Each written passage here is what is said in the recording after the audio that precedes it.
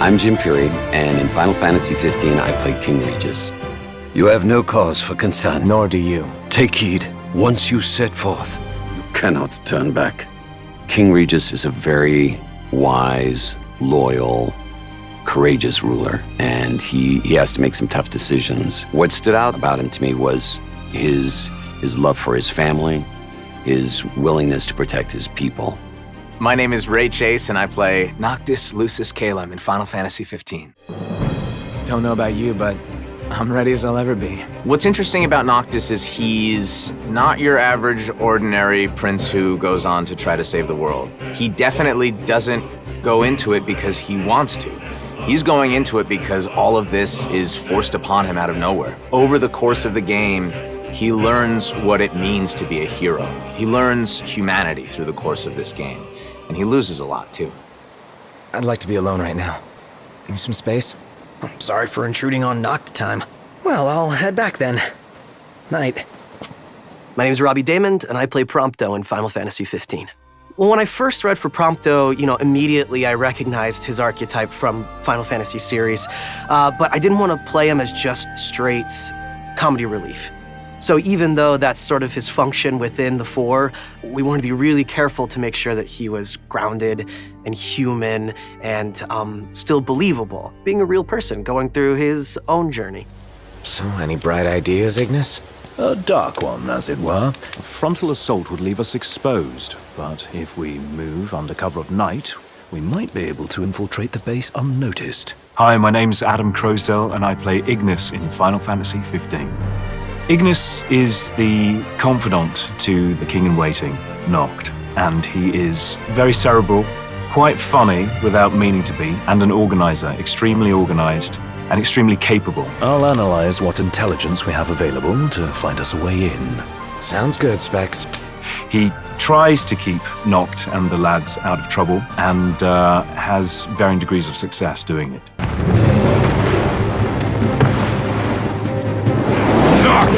I gotcha! Pull yourself up! My name's Parson, and in Final Fantasy 15, I play Gladio. Gladio is a guy who he has a soft spot, but at the same time, he's a ferocious guy that you do not want to cross. That's the thing that is really appealing about the Gladio character, is that he is a tough guy and he is a comical guy, but at the same time, he cares deeply about his crew. He's kind of the Papa Bear of the crew. It is in receiving mercy that men offer praise, and in shedding grace that the gods elicit worship. I'm Amy Shiels, and I play Lunafreya in Final Fantasy 15. I would describe Luna as a very strong woman. She's quite reserved, but still manages to give across this major passion for everything in life that she cares about. She is this wonderful spirit who just cares about everyone else. I vow, the king will prove himself worthy. She's informed, she's educated, she's an incredible woman to play. And what's your story?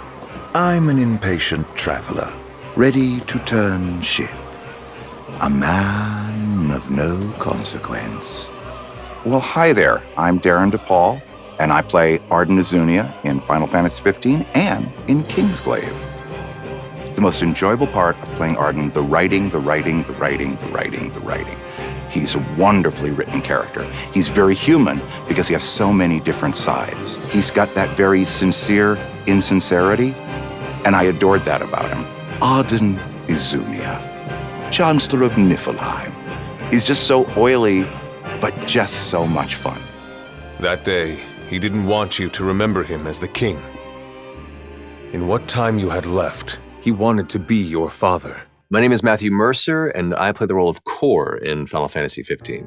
Corleones is a person who's bound by honor, he's bound by the promises he's made to his friends and to his king, and he's very much kind of a station of the old guard. What draws me to him is his sense of honor, his sense of duty, but also the fact that failure is taken so strongly to heart that he wants to ensure that he makes up for his mistakes, no matter what the cost to him. The king entrusted the role of protector to you. Entrusted it to me?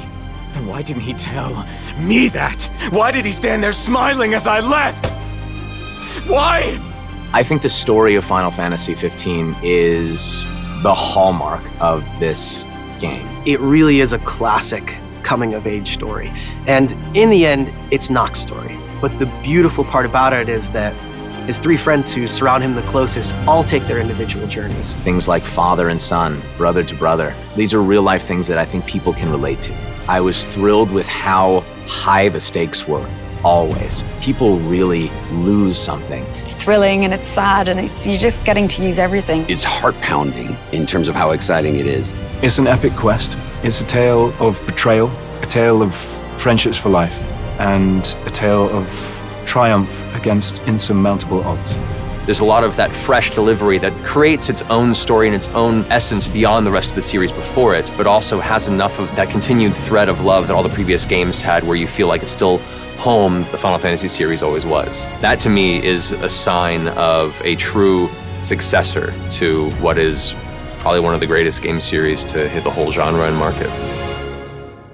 Final Fantasy was the series that made me want to step into voice acting in my younger years. When Final Fantasy X came out and it was the first voiced JRPG, that moment was like, that's what I want to do.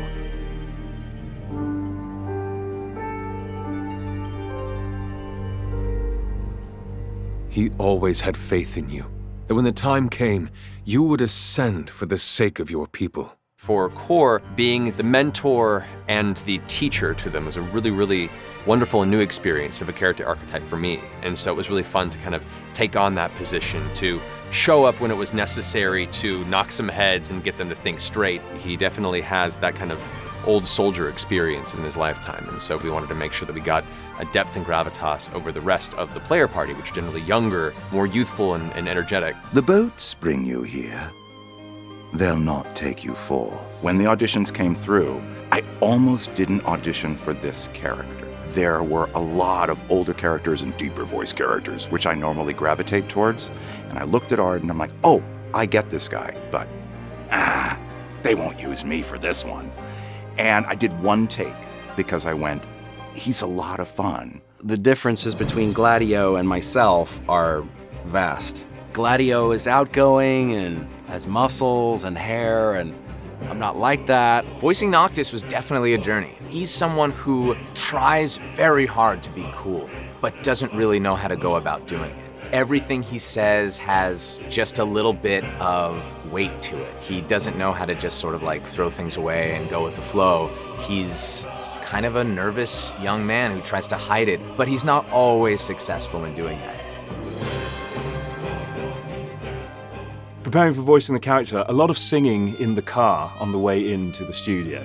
And the other excellent thing to remember, green apples. Green apples stops clicking sounds in the mouth as you're speaking into the mic. As with every voice character, I will do a warm-up every day and get ready for that. But with her also, there's the body language of her because she is so wonderful and her posture is so good. I would think almost of a ballerina. And because she moves so slowly, it kind of helps with how her voice would be held so deep within the diaphragm. Preparation for video games is a little different than, say, stage or TV or other kinds of acting. It's something that actually happens very quickly. A lot of times, because there's so much secrecy about the project, the role, we don't see it until we actually show up in the booth. And so we don't have a lot of time like you might in other media. It's kind of like the same as sight reading for musicians. You show up and you have to see it. When you're playing a character that's unlike yourself, you really have to think about what the character looks like. You go through this process of, well, let's try. What is it? A full-on British accent? Is it mid-Atlantic? And then how old is the character? That's the age, that's the posture, and that can inflect. Preparing to voice Ardyn, he's got a higher voice than I normally do, because I'll do a lot of deeper voice characters and creature voices. Roar! That's not Ardyn. He's just got a very light, mellifluous voice. The director, Keith Farley, did a fantastic job of making sure that every time we talked, it sounded natural. I think the most important part was trusting in our directors and producers, that once we got in there after the first few sessions and really found the voice, figured out who the character was, allowing them to sort of guide us along the path of the game, it became easier and easier to step into that character's shoes every time we got in the studio. It's a collaborative effort, and it helps in that preparation for the role. We had quite a lot of action sequences towards the end. That was really fun. Some of the action you would never get to do in real life. So this, you really get to just embody it and imagine it, and it's so creative. You really get to just let go and be totally nuts in the studio. There's so many incredible quotable lines from Final Fantasy 15, but without giving any away, I think my recurring, most fun one is just variations of Noct on his name. Noct! Noct! Noct! Oh, Noct! There's some wacky stuff that we did when the guys are running around where Prompto says something like, "Hey Noct, how often do you go fishing?" And Noct goes, "Every day." And that was how it was written in the script, E-R-R-Y-D-A-Y. We were like, are we really gonna make this that contemporary? And we'll see if it's in the game.